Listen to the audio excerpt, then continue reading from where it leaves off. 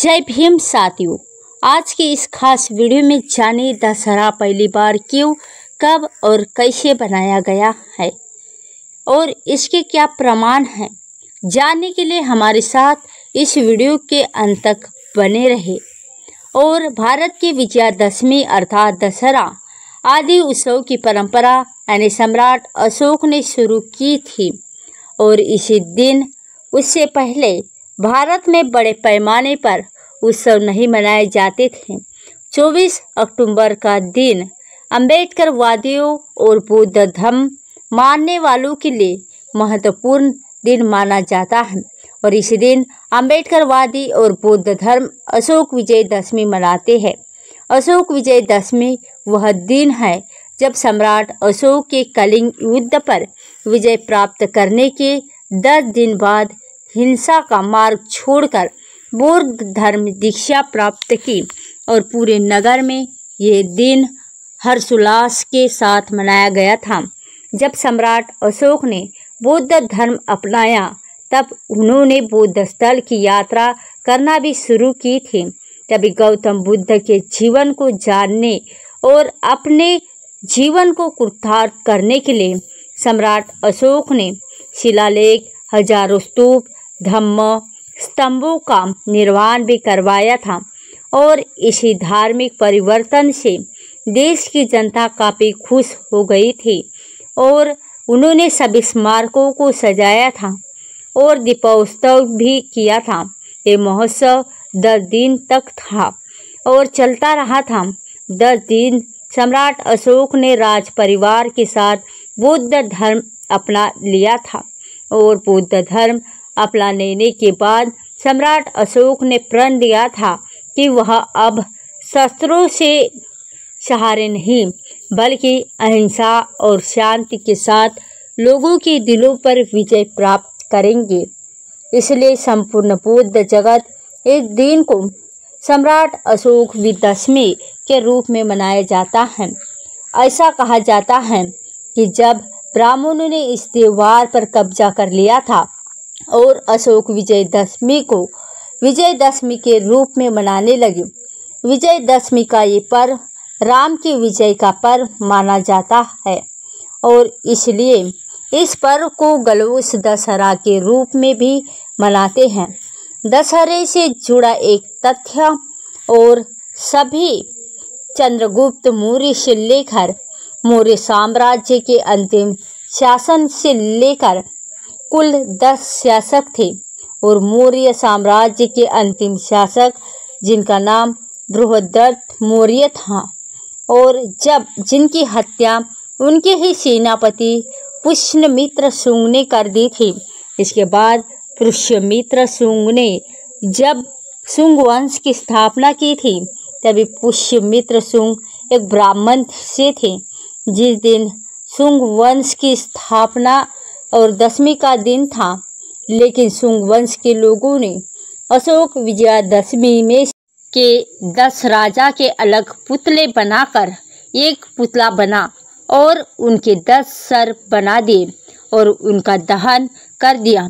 2500 साल बाद सम्राट अशोक की विरासत को आगे बढ़ाते हुए 14 अक्टूबर 1956 को अशोक विजयदशमी के ही दिन बाबा साहेब डॉक्टर भीमराव अंबेडकर ने 5 लाख अनुयायियों के साथ बौद्ध धर्म की दीक्षा ली थी और इसी दिन नागपुर की दीक्षा भूमि में बाबा साहेब अंबेडकर ने अपने अनुयायी को 22 प्रतिज्ञाएं दिलाई थी, जो 22 प्रतिज्ञा है।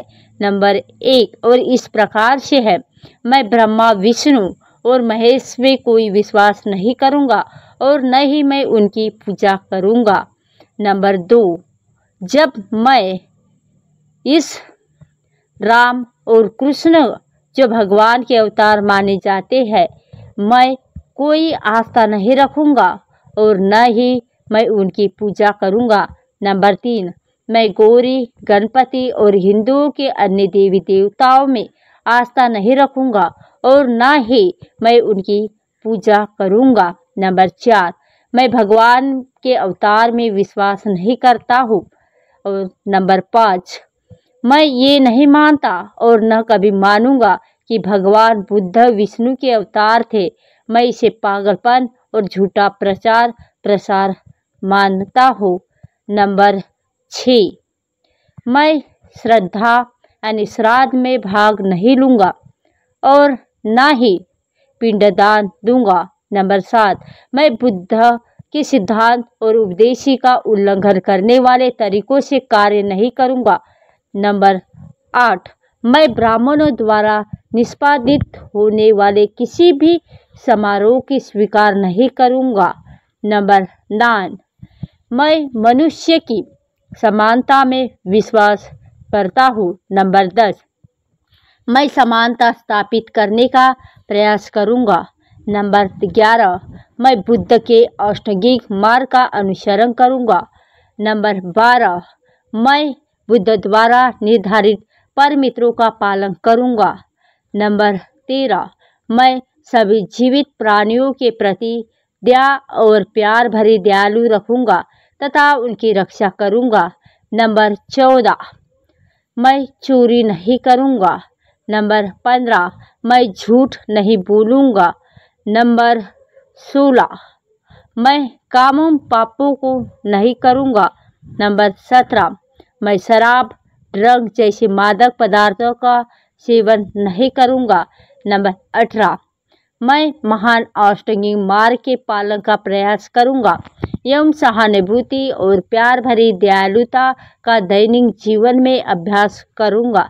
नंबर 19, मैं हिंदू धर्म का त्याग करता हूँ जो मानवता के लिए हानिकारक है और उन्नति और मानवता के विकास में बाधक है, क्योंकि वह असमानता पर आधारित है, और स्वयं धर्म के रूप में बौद्ध धर्म को अपनाता हूँ।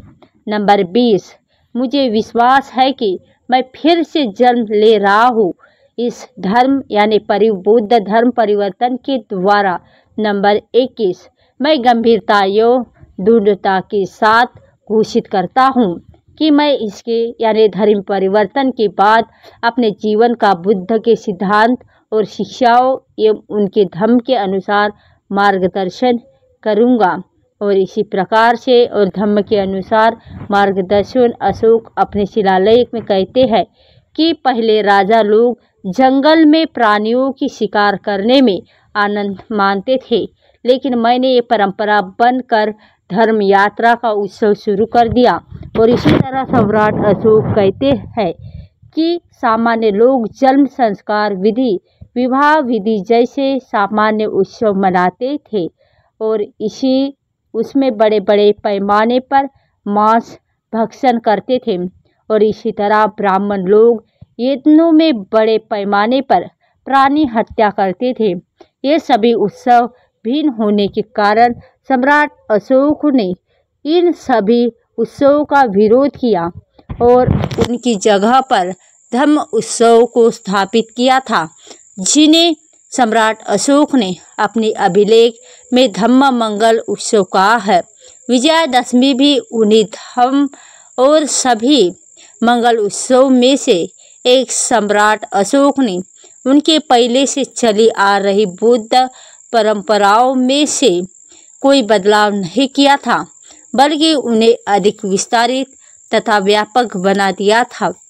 इसलिए तथा व्यापक बनाया ज्ञान प्राप्ति अर्थात मार्ग विजय यह तथागत बुद्ध के जीवन की सबसे महत्वपूर्ण घटना थी। तथागत बुद्ध ने मार्ग पर विजय पाकर धम्म का निर्माण कर दिया था। और जब बौद्ध साहित्य के में बुराइयों को मार कहा जाता था तो धम्म को अच्छाई के रूप में समझा जाता है। और अपने ज्ञान की प्राप्ति के समय मार ने अपनी 10 सेनाओं के साथ बुद्ध पर हमला भी किया था। इसलिए मार की सेनाओं को बौद्ध साहित्य में समार सेना कहा गया है।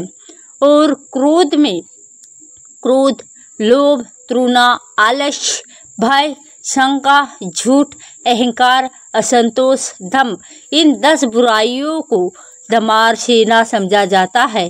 तथागत बुद्ध ने इस 10 बुराइयों पर विजय प्राप्त कर ज्ञान अर्जित कर लिया था और धम्म की स्थापना कर दी थी।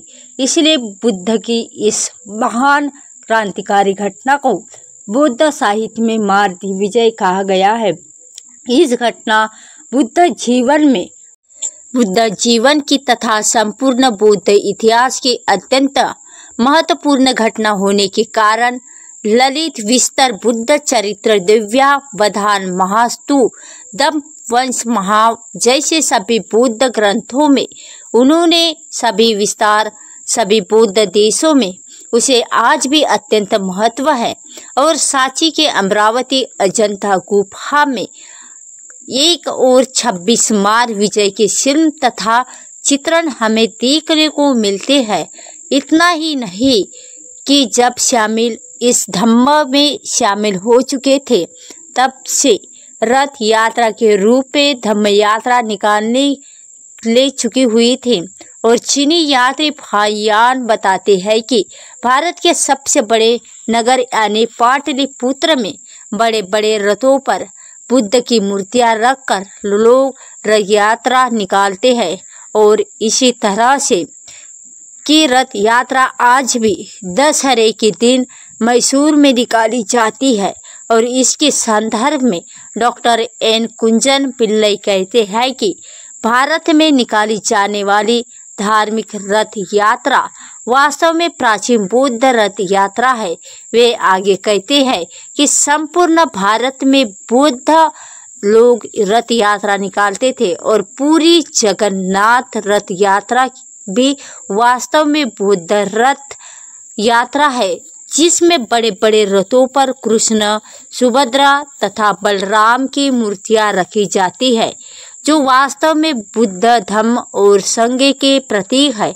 बौद्ध धर्म केरल इस ग्रंथ में महाराष्ट्र के पूर्व राज्यपाल पीसी अलेक्जेंडर बताते हैं कि केरल के त्रावणकोर में जो कटकालचा उत्सव मनाया जाता है वो वास्तव में एक बौद्ध उत्सव है। और इस उत्सव में जिसमें रथ यात्रा निकाली जाती है, इस तरह विजयादशमी अर्थात दशहरा एक बौद्ध उत्सव जिसमें धम्म रूपी अच्छाई की मार रूपी और बुराई दमार सेना पर बुद्ध ने जो विजय प्राप्त और हासिल कर लिया था उसका जश्न मनाया जाता है।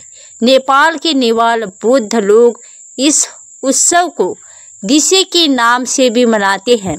चीनी त्रिपिटक में तथागत बुद्ध को मार विजय में मदद करने वाली धरती पृथ्वी देवताओं को दिसे कहा गया है। नेवार बौद्ध लोग इसी खुशी के दिन बुराइयों को और त्याग कर धम्म के मैत्री, करुणा और दान, पमिता जैसे अच्छे गुण अमल में लाने का मन और उनका विचार ठान लेते हैं और एक दूसरे को स्नेह भाव से मिलते हैं और एक दूसरे का सम्मान करते हैं।